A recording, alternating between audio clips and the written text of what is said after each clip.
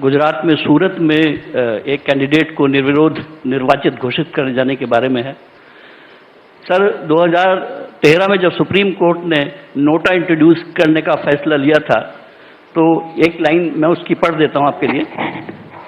It is essential that people of high moral and ethical values are chosen as people's representative for proper governance of the country, and NOTA button can compel political parties to nominate a sound candidate.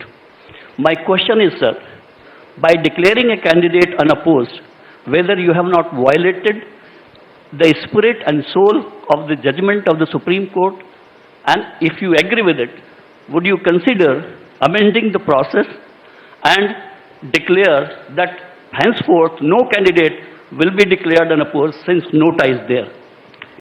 पहला प्रश्न लेता हूं मैं आपका सूरत में निर्विरोध चुनाव का।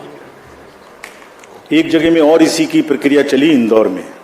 उसके बाद देखिए, जो लेजिस्लेटिव स्कीम है वो एब्सोल्युटली क्लियर है।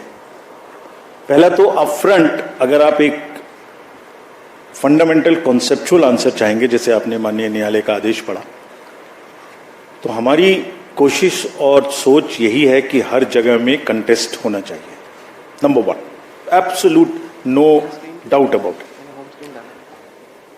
कंटेस्ट होके जो जीतने में प्रतिष्ठा है वो ऐसे नहीं है।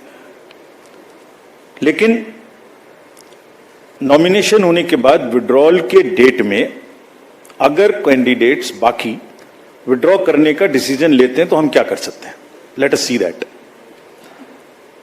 उनके ऊपर में कोई दबाव है, उनको पकड़ के बंद किया गया है, उनसे जबरदस्ती कराया गया है, तो हमारा रूल आता है। अगर वो स्वेच्छा से कर रहे हैं, if it was A gaming like that, how would I know this? Therefore अगर आप ये सोचें कि जहां एक ही कैंडिडेट रह जाएंगे, उसके अतिरिक्त इलेक्शन नहीं होगा, ऐसा कानून बना दिया जाए, तो मुझे नहीं लगता कि विधि सम्मत होगा। लेकिन हर आरओ को और हर जगह में ये ध्यान रखना मस्ट है कि किसी को भी फोर्सफुली हटाया ना जाए। That's what can be done.